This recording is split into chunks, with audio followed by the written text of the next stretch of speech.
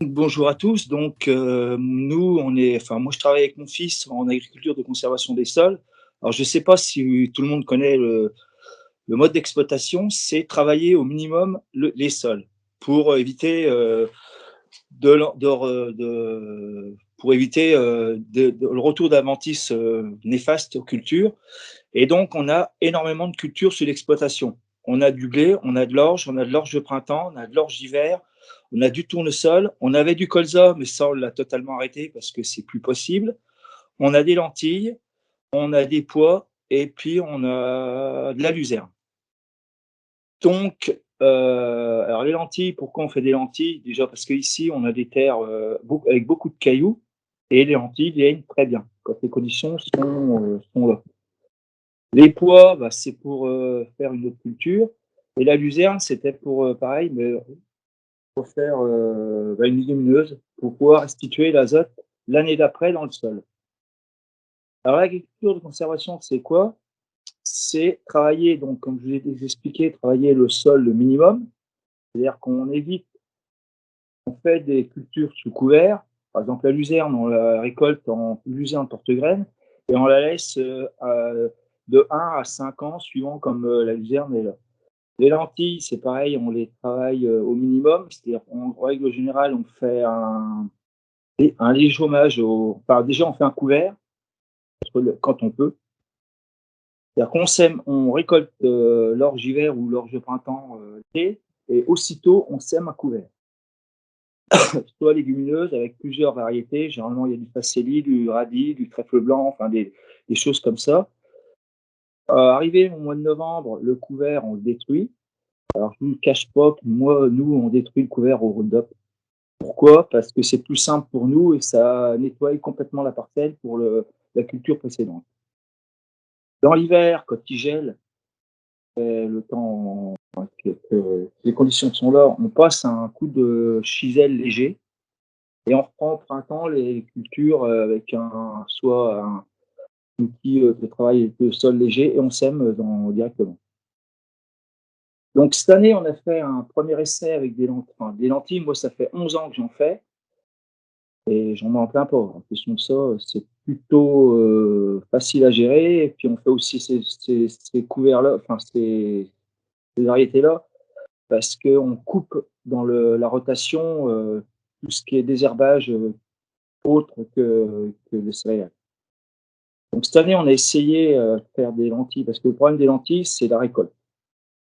Généralement, 90%, c'est tombé par terre, et ou on récolte que d'un sens, ou on récolte dans les deux sens, et c'est très très compliqué, surtout dans nos terres à cailloux. Donc cette année, on a essayé de faire de la lentille avec une association poids. C'est-à-dire qu'on a semé 90 kg de lentilles et 60 kg de poids. Tout ça pour éviter qu'elles tombent et les récolter beaucoup mieux. Si vous voulez, j'ai une parcelle de lentilles qui est juste à côté.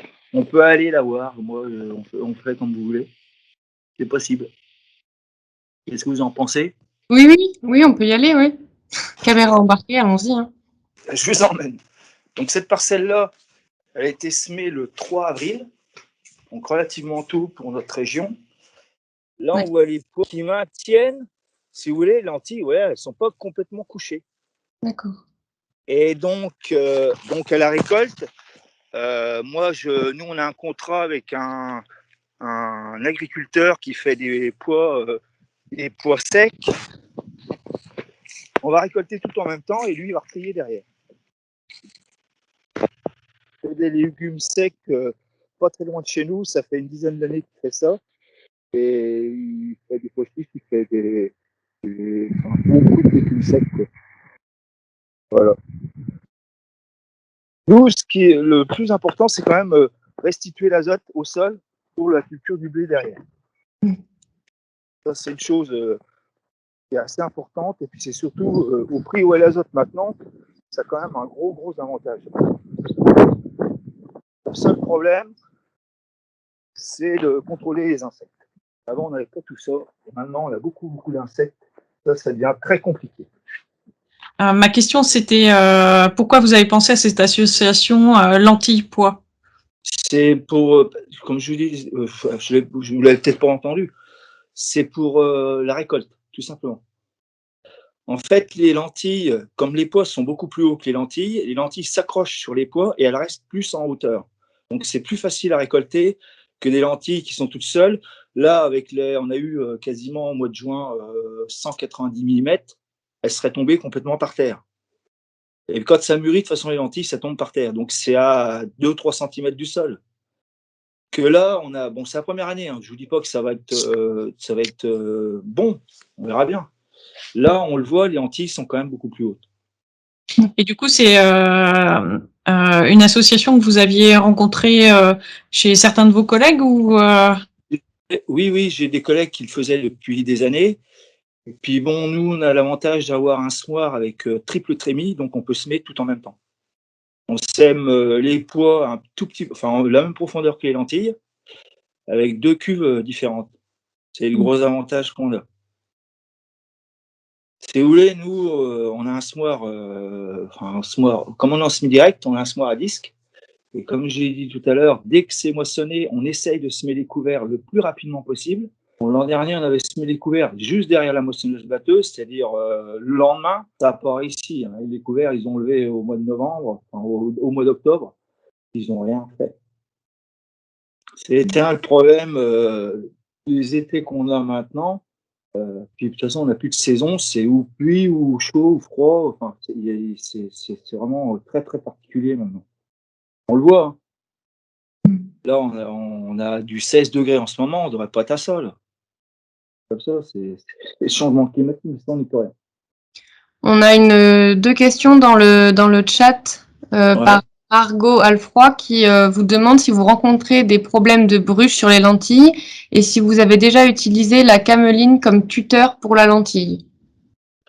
En tuteur, j'ai jamais. C'est la première année qu'on met un tuteur, parce qu'on n'avait jamais essayé jusqu'à maintenant. On arrivait à récolter. C'est compliqué certaines années. Cameline, je connais pas la cameline, je peux pas vous dire ce que ça ferait. Et au niveau de la bruche, c'est systématiquement traité avec le dernier fongicide. Ça, c'est quasiment impératif. On ne peut pas éviter. Sachant que tous les produits qu'on a, il n'y a que 50% d'efficacité. Donc de la bruche, on a tous les ans. D'accord. Là, les gros problèmes qu'on a eu cette année, bon, la levée s'est très bien passée. Elles ont été très longues à lever parce qu'on avait semé de bonne heure. Elles ont été impactées par les pucerons. On a été obligé de faire un insecticide puceron. Et comme on avait fait l'insecticide puceron relativement tard, on n'a pas traité la bruche. On avait fait en veille de floraison des lentilles. Donc, on a fait juste un insecticide.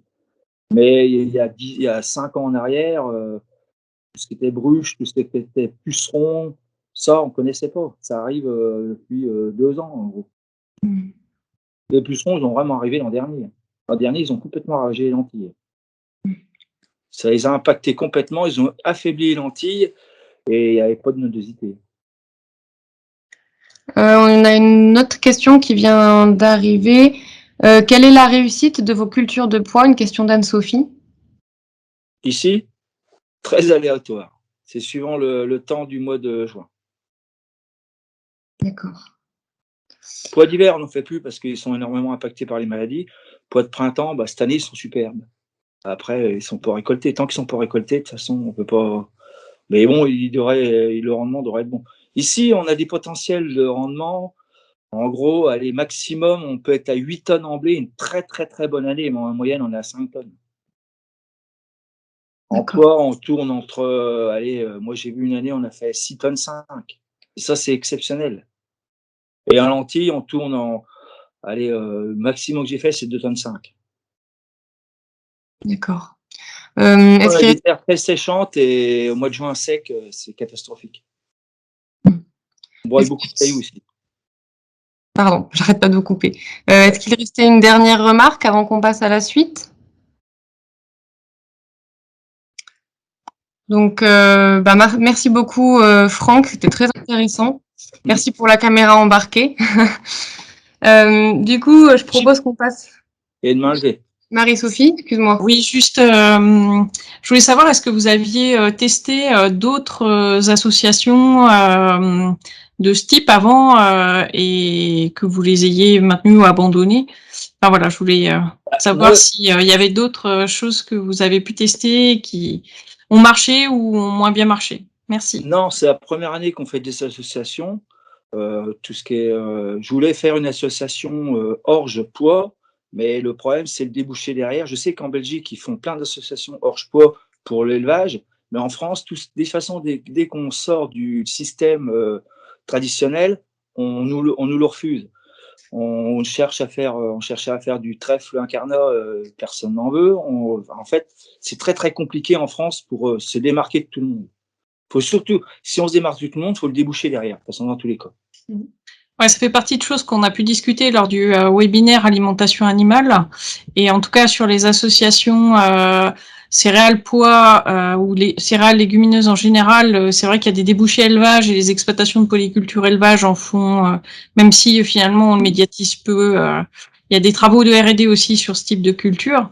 Et après, par rapport à des cultures comme le trèfle incarnat que vous citez, peut-être qu'il y aurait des choses à imaginer pour permettre des échanges et des débouchés entre céréaliers et éleveurs ou polyculteurs éleveurs, ou qui pourraient être gagnant-gagnant. En tout cas, ça fait partie des points des perspectives à envisager collectivement.